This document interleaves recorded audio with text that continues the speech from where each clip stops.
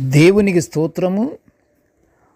అనుదిన వాక్య ధ్యానమనక ఈరోజు 2024 సంవత్సరము డిసెంబర్ నెల 16వ తారీఖు. ఈరోజు ధ్యాన వాక్యము పరిశుద్ధ గ్రంథము నుండి లూకా సువార్త 1వ అధ్యాయము 6వ వచనాన్ని మనం ధ్యానించుకుందాము. వాక్యం ఏమనగా, నేటి వాక్యము పరిశుద్ధ గ్రంథము నుండి మనం చదువుకుందాము. వీరిద్దరూ ప్రభువు యొక్క సకలమైన ఆజ్ఞల చొప్పునను న్యాయ విధుల చొప్పునను నిరపరాధులుగా నడుచుకొనుచు దేవుని దృష్టికి నీతిమంతులయ్యుండిరి. ప్రియ దేవుని బిడ్డలారా, ఈరోజు ధ్యాన వాక్యము లూకా సువార్తలోని 1వ అధ్యాయం 6వ వచనంలో వీరిద్దరూ దేవునికి లోబడి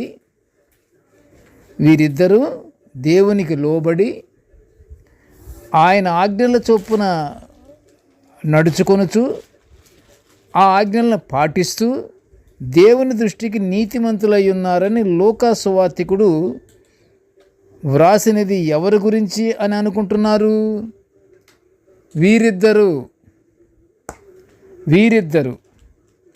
వీరిద్దరు దేవునికి లోబడి. ఆ ఇద్దరు ఎవరని రాస్తున్నాడు లూకా సువార్తికుడు? వారెవరనగా, యాజకుడైన జకర్యా మరియు ఆయన భార్య ఎలిజబెతు. ఈమె అహరోను కుమార్తె. అహరోనికి కుమార్తెలు ఉన్నారు, కుమార్తెలలో ఒక కుమార్తె. అయితే వీరు దేవునికి ఇష్టలైనటువంటి బిడ్డలు. జకర్యా భార్య ఎవరు? ఎలిజబెత్. జకర్యా ఎవరు? ఒక యాజకుడు. ప్రియ దేవుని బిడ్డలారా, యాజకుడైన జకర్యా భార్య ఎలిజబెత్. అయితే వీరు దేవునికి ఇష్టలైనటువంటి బిడ్డలుగా ఉన్నట్లుగా మనం పరిశుద్ధ గ్రంథంలో చూస్తున్నాము. కానీ వీరికి ఒక లోటు ఉంది. దేవుని బిడ్డలే, దేవుని చేత ఆశీర్వదింపబడిన వారే, దేవుని చేత నీతిమంతులు అని అనిపించుకున్న బిడ్డలే. అయితే వీరికి లోటు ఏమిటాయి అంటే, అనేక సంవత్సరాలు సంతానం లేదు. ఎన్నో సంవత్సరాలు పడుతుంది, సంతానం అనేది లేదు. ఆనాటి సంస్కృతిలో ఎప్పుడు జకర్యా ఎలిజబెత్ల కాలంలో బిడ్డలు లేని స్త్రీలను గొడ్రాళ్ళు అని పిలిచేవారని లూకా సువార్తికుడు తెలుపుచున్నాడు. అంతేకాదు, ఈ ఎలిజబెత్ నిజంగా దేవునికి ఇష్టురాలైతే మరి ఒక బిడ్డ కూడా కలిగి ఉండలేదేంటి అని ఆనాడు ఆ ప్రజలు గుసగుసలాడుకునేవారని సువార్త ద్వారా మనకి తెలియచున్నది. ఒక చిన్న పొరపాటు కానీ ఎదుటి వ్యక్తులు కనిపిస్తే ఆ పక్కవాళ్ళు కూడా, వాళ్ళకు కూడా లోట్లున్నా సరే గుసగుసలాడుతేస్తారు. అలాగే దేవునికి ఇష్టురాలు అని అంటున్నారు, ఒక బిడ్డ కూడా లేదు, కొన్ని సంవత్సరాల నుంచి ఈమె ఒక గొడ్రాలు అని అంటున్నారట, అని చెవులు కొరుక్కుంటున్నారట. కానీ అలాంటి ఆలోచన అది సరైనది కాదు. బిడ్డలు లేరని గొడ్రాలు అనటం మనది కాదు. అది దేవుని చిత్తము.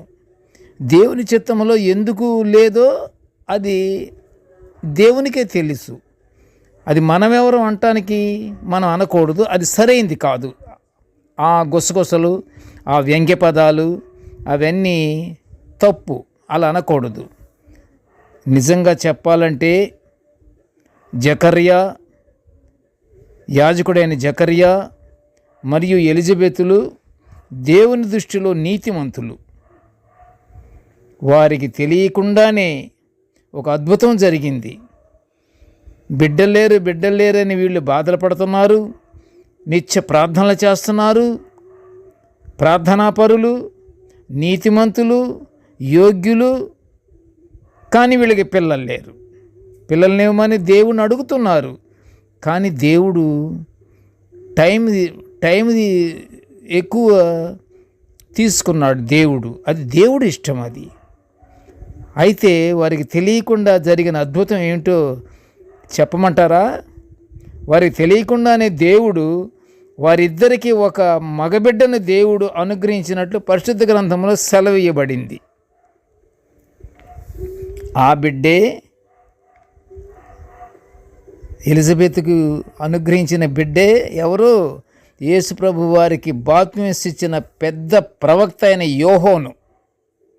కొందరు మనుషులు బాహ్యంగా బాధపడుచున్నను, నాకు అది లేదే, ఇది లేదే, నాకు ఎలాగా, అయినా నాకు దేవుడు ఉన్నాడనే ఒక నమ్మకం మాత్రం ఉంది, విశ్వాసం ఉంది. విశ్వాసం ఉండి ప్రార్థిస్తున్నారు కనుకనే కొన్ని సంవత్సరాలు పట్టినా సరే వాళ్ళకి మంచి బిడ్డనిచ్చారు దేవుడు. దేవునికి విధేయులై జీవిస్తున్నవారు దేవుని దృష్టిలోనే ఉంటారు. దేవుడు వాగ్దానం చేస్తే ఆ వాగ్దానము నెరవేరుతుంది. దేవుడు వారిని దూరపరచడు. కొన్ని అనుకున్న సమయానికి జరగలేదని నిరాశ చెందకూడదు, బాధపడకూడదు, ధైర్యంగా ఉండాలి. దేవుడు ఉన్నాడు, దేవుడు తప్పక ఈ కార్యం చేస్తాడు, దేవుడు తప్పకుండా కార్యం చేస్తాడని విశ్వాసంతో ప్రార్థన చేయాలి. తప్పకుండా చేస్తాడు, జరగదేమో ఇలా అనుకోకూడదు. ఎలిజబెత్ యాజకుడైన జకర్యా నిత్యము దేవుని ఆలయములో, దేవుని ఆశ్రయములో నిత్యము ప్రార్థనలు వాళ్ళు చేస్తూ ఉన్నప్పుడు తెలియకుండా ఎలిజబెత్ అమ్మకి మంచి బిడ్డను అనుగ్రహించి ఇచ్చాడు దేవుడు. దేవునికి స్తోత్రం. దేవుడు తప్పకుండా కార్యం నెరవేరుస్తాడు, చేస్తాడు, అనుగ్రహిస్తాడు. ఇచ్చట అదే జరిగింది. వారి ప్రార్థనలు దేవుడు విని ఆలస్యమైన మంచి బిడ్డను వారికి అనుగ్రహించాడు. దేవునికి స్తోత్రం. ప్రార్థన చేసుకుందాము. కృపగల తండ్రి, జీవముగల నాయన, నీ పాదములకు స్తోత్రములు. ప్రభువా తండ్రి, నీ యొక్క దివ్యమైన వాక్యాలను నిత్యము మేము ధ్యానించుకునే ఇంత గొప్ప భాగ్యాన్ని మాకు అనుగ్రహించినందుకు నీ ఘనమైన స్తోత్రములు నాయన. ఆ ప్రకారంగా తండ్రి, నేటి ధ్యాన వాక్యమును వినుచున్న ప్రతి బిడ్డను ఆశీర్వదించయ్యా. ఇదిగో తండ్రి, మాలో విశ్వాసము మేము పోగొట్టుకోకుండా, దేవా అపవాది శోధనలకు దేవా మేము గురవ్వకుండా నిత్యము తండ్రి మాకు బలవంతుడైన దేవుడు మాతో ఉన్నాడు, నిత్యుడకు తండ్రి మాతో ఉన్నాడు, నిత్యుడకు తండ్రి మమ్మల్ని దీవిస్తున్నాడు అన్నటువంటి నమ్మకం మాలో కలిగి మాకు కావలసినటువంటి ప్రతి కార్యము, ప్రతి శుభకార్యము, ప్రతి విషయములో దేవా నువ్వు తోడుగా ఉండి మాకు అందరికీ తండ్రి ఎవరికి ఏ సహాయం కావాలేనో తండ్రి వారికి అటు సహాయం అనుగ్రహించి దీవించి ఆశీర్వదించమని నాయన ఈ మనవులన్నీ యేసయ్య నామమున వినయముగా వేడుకొంచుంటున్నాను తండ్రి. ఆమెన్. దేవుడు మనల్ని అందరినీ బహుగా దీవించుగాక. ఆమెన్.